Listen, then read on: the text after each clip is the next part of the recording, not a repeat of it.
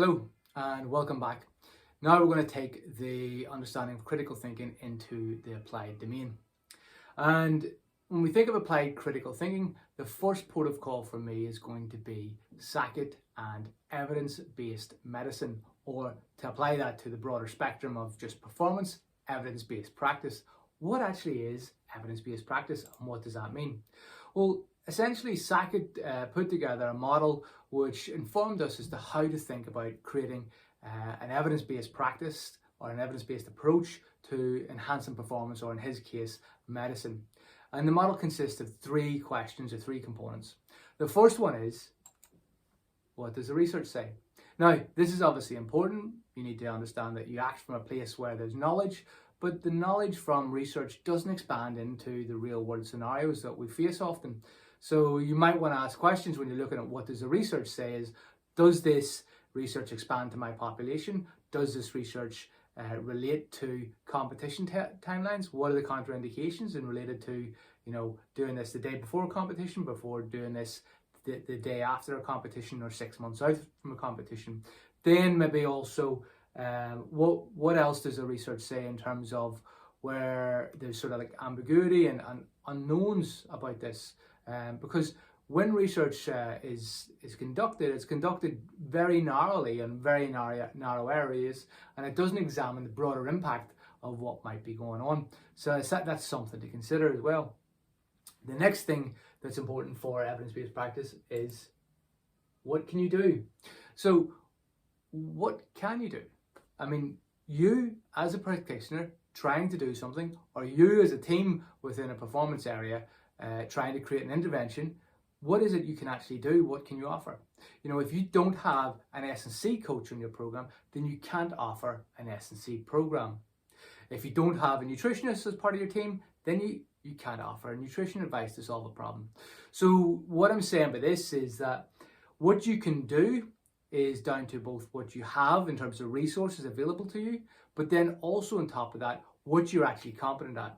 For example, if I look at the research and it says that people with anxiety would benefit from ACT therapy, which is acceptance and commitment therapy, that's no use to me because I'm not trained in that. I'm not competent in that. So even though I might know what the right thing to do is, do I actually have the skill of taking that out of the lab, out of the research practice, and doing it within the performance setting? So we have to consider, do we have the skills and abilities to enact the approach within the real world? And then lastly, what SACIT takes into account in evidence-based medicine, evidence-based practice, is, what does the client want? If I say to the client that, oh, okay, we're going to put you on a high protein diet, we're going to give you resistance training 3-4 times a week, and the client doesn't like protein and doesn't like resistance training, it doesn't matter what the research says, and it doesn't matter what we can deliver, because we have to consider what the client is going to buy into. So evidence-based practice is based on three components. What does the research say? What can I do? And then also, what does the client want? What does the athlete want? And this is often misunderstood as you've got three pillars. So if you can't do something, you do what the client wants. If there isn't any research, you just do what the client wants, or do what the practitioner wants. It's like trying to get all three pillars. And if you've got all three, that's brilliant, but sure, go ahead if you've got two. Well, that's completely wrong. Yes, that's completely wrong. This operates like this. So as you can see, this is a funnel. If you're looking down over the top of it, the funnel gets narrower each time. So the first thing is the research, and then inside that is, what are your skills and abilities, what are your competencies, and then the next thing inside that is, where does the client's preferences lie? So you might have 2 or 3 competencies, 2 or 3 resources you can use, but you have to then see, do they match the client's needs? You don't match the client's needs to the research, and you don't match the client's needs to your skills and abilities. It's vice versa. You match your actions based off research, and then what you offer the client based off your skills and what the research supports. So it's a downward chain. It's not actually get all three, okay? It's a downward chain starting with research, finishing up with the client preferences. If you don't have anything to offer, then you shouldn't offer anything. Yeah. Sometimes in sport, doing nothing is better than doing something. And I've had experience of actually being asked to work with an athlete, the athlete not engaging with me, and then 4 days later winning a medal at the Paralympics. So, interesting. Because I did nothing, they won. Does that make me a good sports psych? I don't know. So, evidence-based practice. There's another approach to this, which is evidence-based practice a quarter of a century on. And that's by Dubijovic.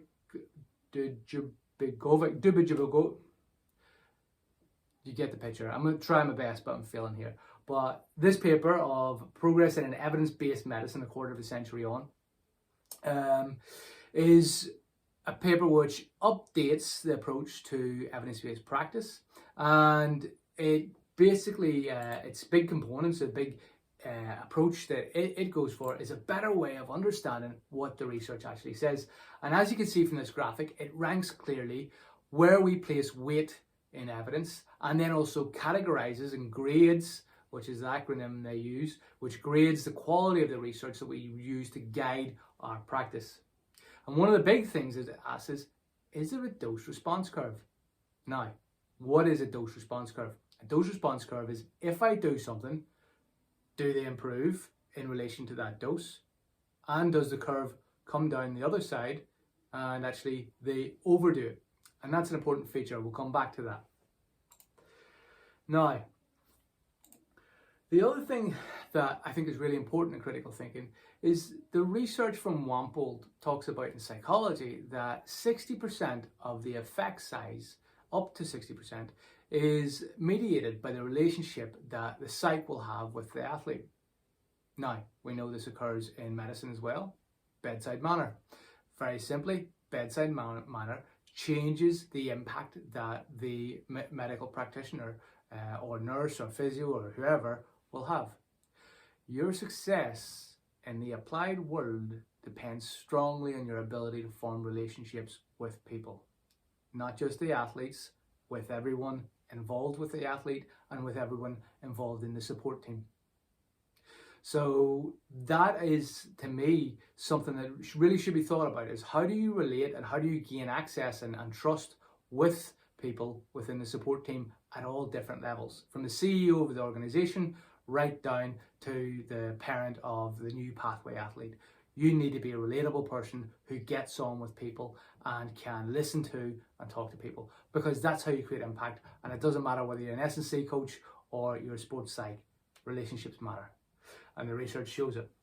Now, the other thing that's really important is that whenever you interact and actually do your practice, that you don't come in with the right answer, but you also don't come in with the wrong answer and be all shaky and doubtful.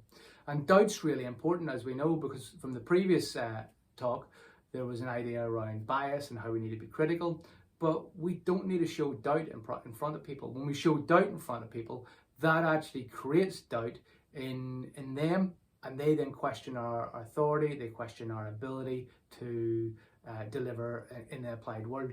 So you want to be confident in what you deliver, and then doubt comes after. Doubt is after in the review and before in the planning, but not in front of the client-facing role. That's where you need to have confidence. Not arrogance, not overconfidence, just confidence enough to do the job. Kind of like a dose response curve. Now, the next thing we hear in the more implied world is we often hear metaphors being used. And George Box said that all models are wrong, but some are useful.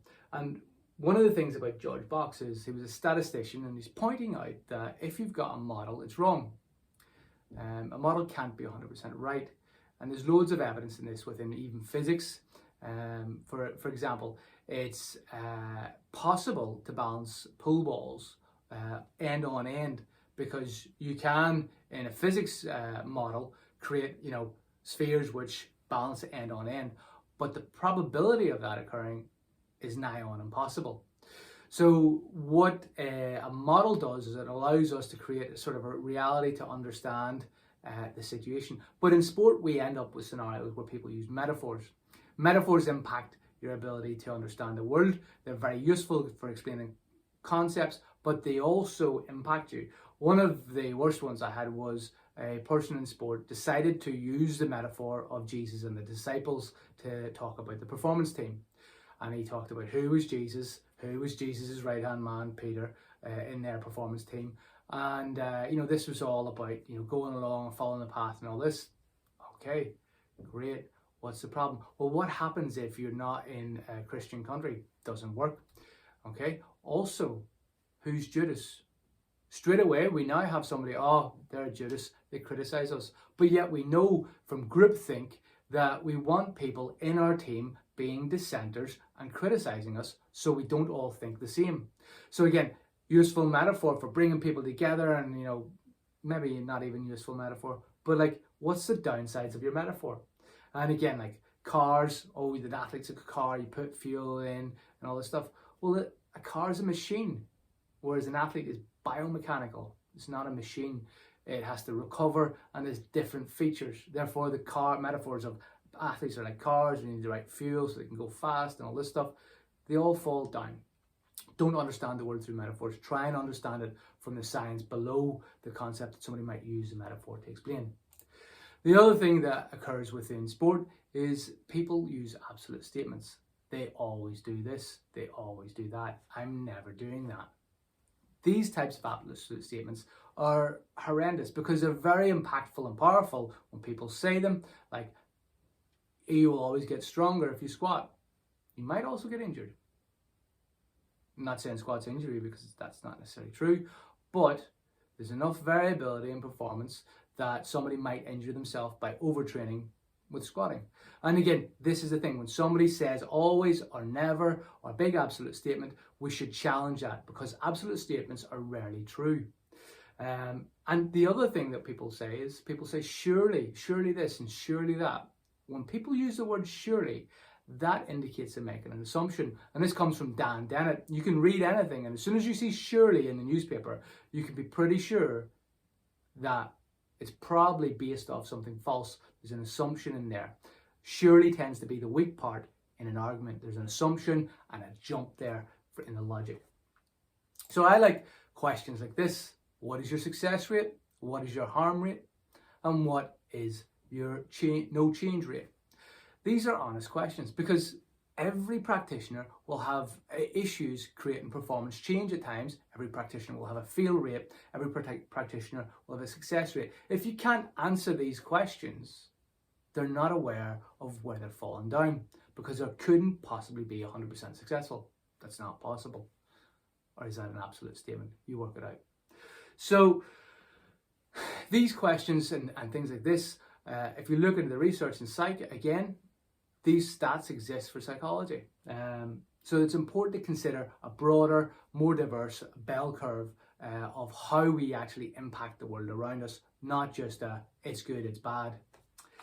Now, Carl Sagan, in his book, The Demon Haunted World, gave us some tools for critical thinking. And these are absolutely beautiful. And this comes from the chapter, The Fine Art of Baloney Detection. Firstly, we want independent confirmation of the facts. It's true in research, but we also want it in life. Just because the coach, just because the parent, just because somebody else says something doesn't mean it's true.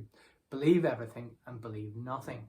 So you want to try and get different opinions all the time about what's going on, not just rely on one single opinion.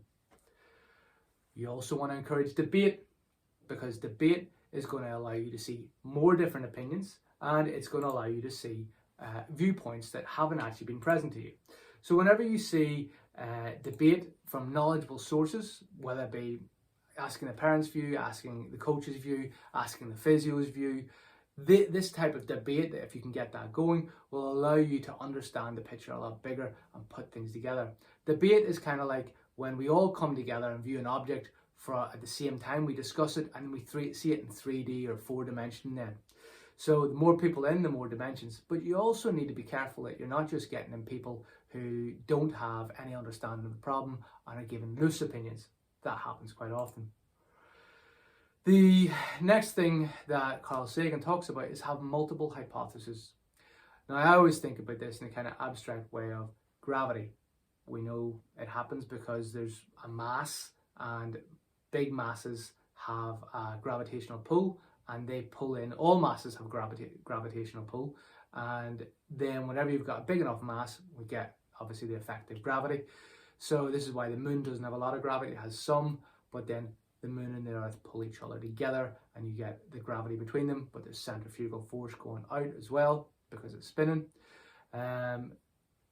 Gravity could be occurring because of processes going on within small particles that I don't understand, or it could be invisible spaceships holding things apart that we can't see or detect.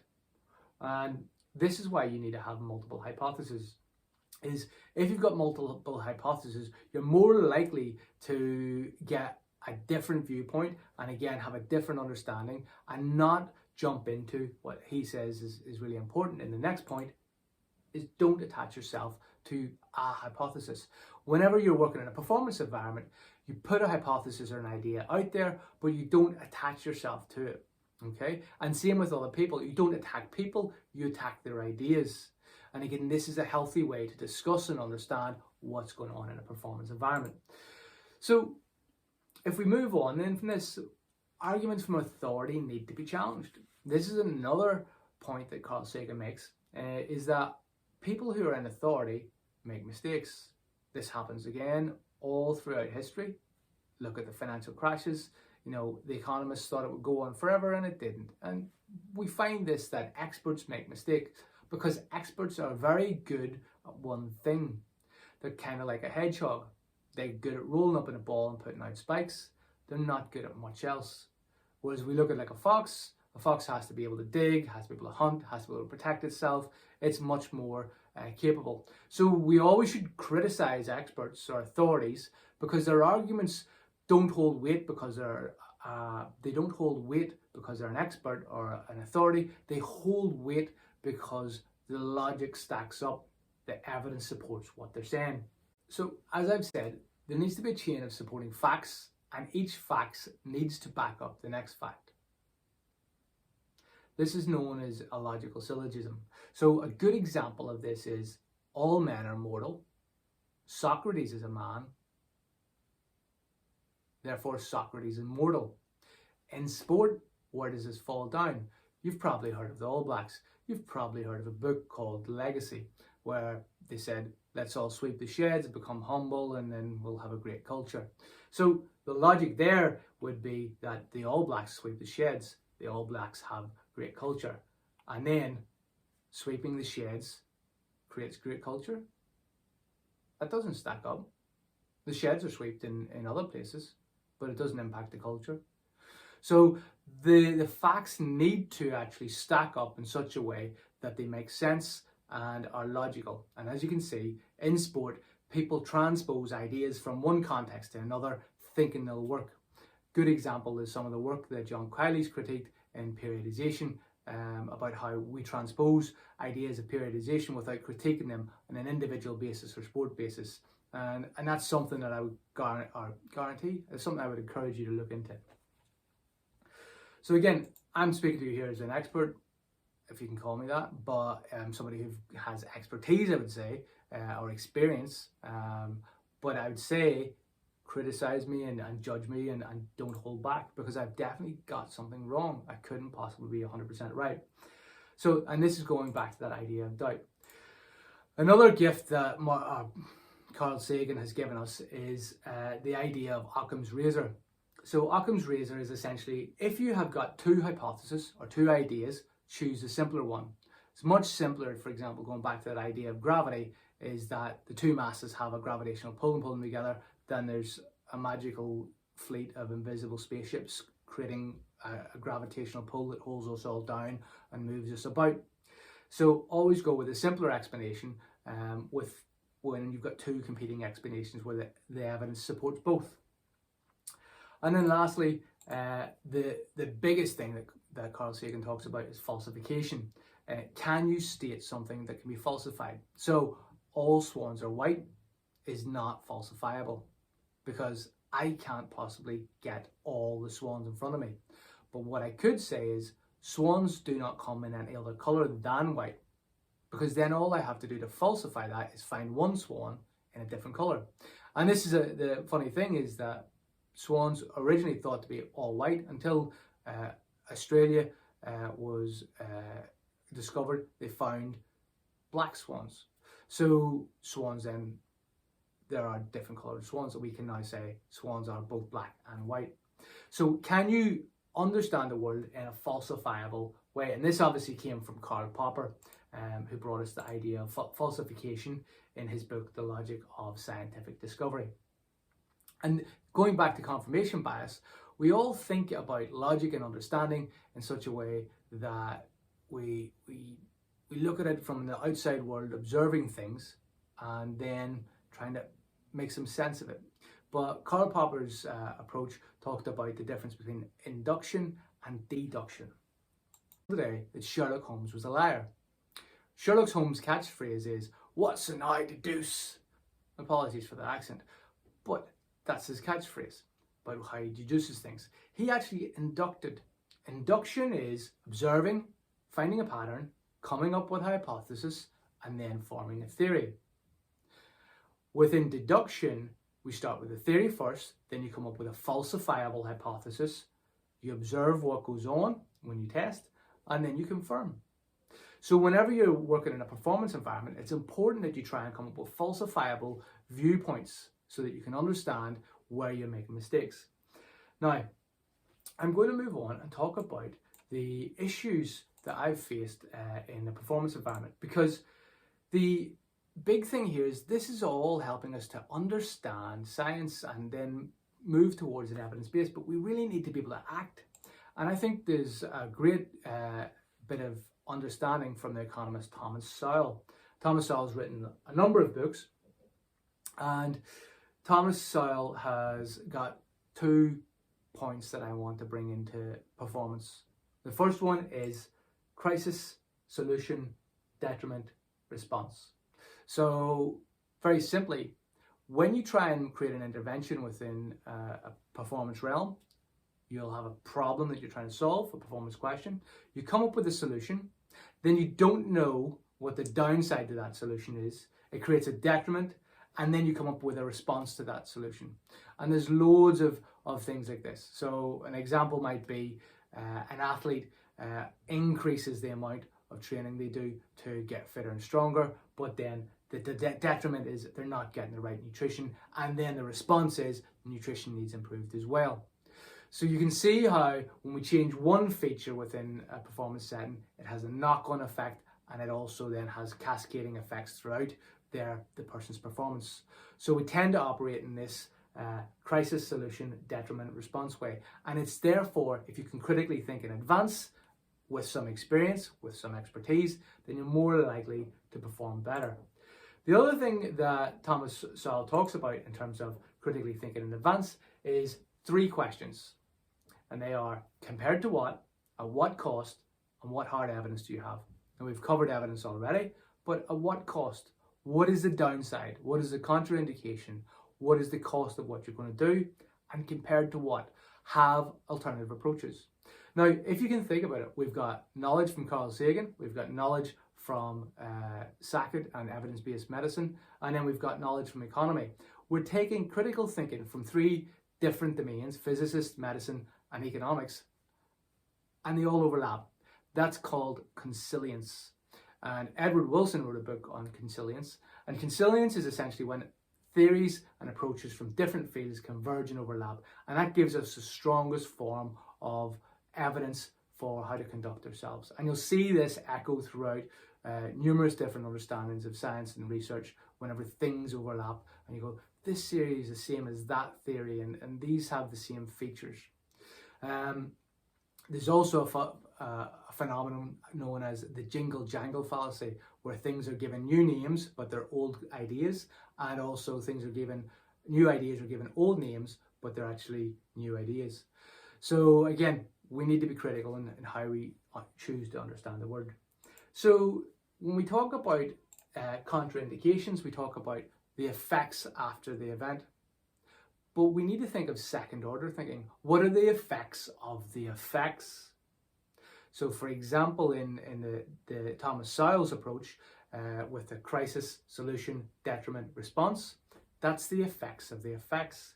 So second order thinking is what is a knock-on effect. And we should think of this both as just because something is a bad effect now doesn't mean it won't have a good effect in the future. For example, if you break up a coach-athlete relationship, that performance of the athlete might go down, but that athlete might become more independent and therefore sustain the progress over a longer period of time. So just because you've got a bad situation doesn't mean there's going to be a good outcome, and just because you've got a good outcome doesn't mean there's not going to be a long-term bad outcome. We need to think second order, third order. How do effects mount and cascade down through time? And one of the things that I need to get across here is that whenever we think about performance, we think in the idea that performance is essentially, very simply, here's a brick of nutrition, a brick of S&C, a brick of psychology, and we build a big performance wall, and that's very simplistic, and that's not how the world works. You're much better thinking about performance like a soup. Things are interactive. You add in a little bit of this, a little bit of that, a little bit more, you taste it, see how it goes, and go, okay, let's add a little bit of this. It's a complex, dynamic environment which changes and interacts. Now, in the world of sport, we know that there's obviously bell curves in how things operate. So too much nutrition, you get fat. Too little, you get thin. Inverted U hypothesis, so the Yerkes-Dobson law for arousal. Too little arousal, underperform. Too much arousal, underperform. There's too much confidence.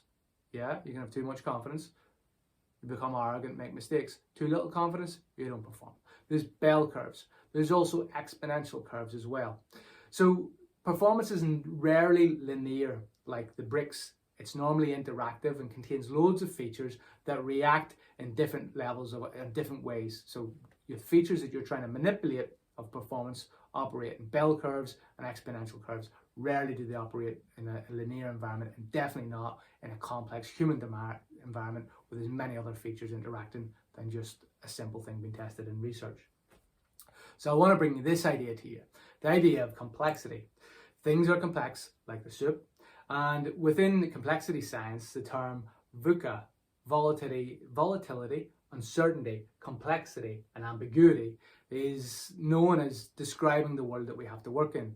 This is what the performance environment is. And whenever you're in a volatile, uncertain, and complex and ambiguous world, then you need to have an idea about how you act. You don't go in with a solution, you go in with something that's emergent, something to test and taste, and then see do you need to change things further. What small, safe to fail approaches can you use in a complex environment to actually then allow you to see, is this making change? Can I up the dose or reduce the dose, and see how that impacts things? So we say within, if we look at things through a VUCA world, that we need to have a clear vision of what's going on in terms of my role. You need to have understanding of what is the processes that are occurring, understanding in other people's roles, and understanding what's going on within the environment. There needs to be clarity of communication so that people are clear in what's going on as well. So how does the ambiguity disappear? It disappears when you've got clarity of these are the constraints with which we work in. And then agility. It's really important that you're flexible. You need to be able to change tact, at the drop of a hat, because the environment changes. One day you've got a plan and a trajectory you're going on. Next day you're dealing with an athlete who's injured or having to move house or something like that. And this then can affect the entire dynamic. I'm now going to go through a couple of scenarios that have happened to me and been my experience. Don't worry, they're anonymized and I've changed the details so they can't be identified. So, very simply, this one, the controlling coach. I once worked with a coach. He was very controlling. He didn't let anyone near the athlete and was very restrictive. And he put out information about the athlete that was a bit alarming. As a result, some of the information was towards a mental health issue, which I then took it upon myself as my responsibility to check up on the athlete. When I checked up on the athlete, I found out there was quite a lot of lies going about, or mistruths. And as a result, the athlete then brought this up with the coach. And because of that, the relationship severed. The coach then came for me because he said that I shouldn't have breached confidence. whenever I have to act on mental health issues. I'm bound to do that as part of my code of conduct. It's within my contract to do so. Because he didn't understand my contract, he didn't understand my role, he then attacked me verbally, attempted to try and get me fired. That all happened because the coach passed information to me, which I had to act on with somebody else. 3 people involved in that. But that had massive repercussions throughout the entire system. And that's because it's very complex when you have more than one person dealing with the thing. Another example here is Godheads Law. So Godheads Law states that a good measure ceases to become a good measure when it becomes a target. I worked with a squad of players in a team sport, and the coach said all players had to be below 12% body fat. I asked why. He said, because so-and-so said so. There's no justification, there's no reason, and body fat is one element of performance. You can increase somebody's speed or endurance by increasing physiologically other areas of their body. You don't have to just change body fat percentage. So he got hooked on a measure. So I think of back to attentional blindness.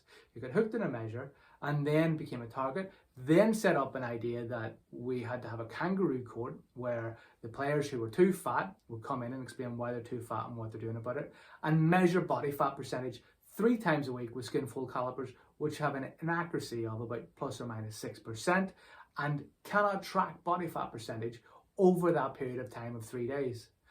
This was a complete BS approach.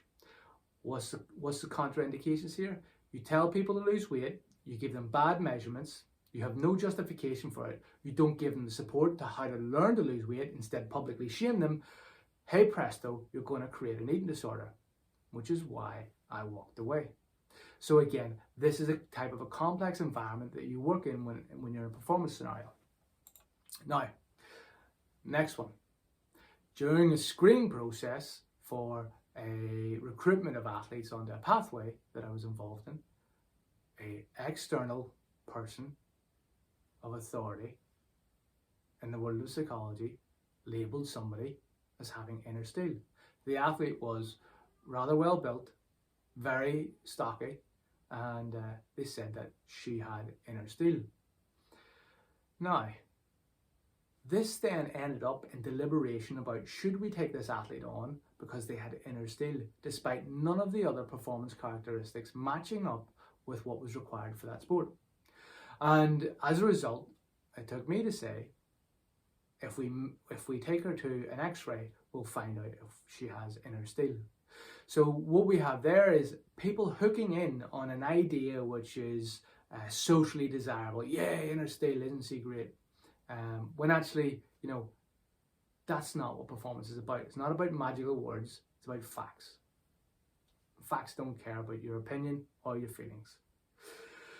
So when we think about critical thinking, we need to be critical of how we understand the dynamics of the performance environment, how we understand the language that people use, and how we change components within the performance environment. Because as soon as you start changing components, it affects other things, and it can become quite messy. So hopefully you understand critical thinking within a performance environment. Thanks very much. If you want to engage with me, please do tweet or get me on Instagram, or give me some feedback on this. I'm sure there's things in this that could be added in. Please let me know. Thank you very much.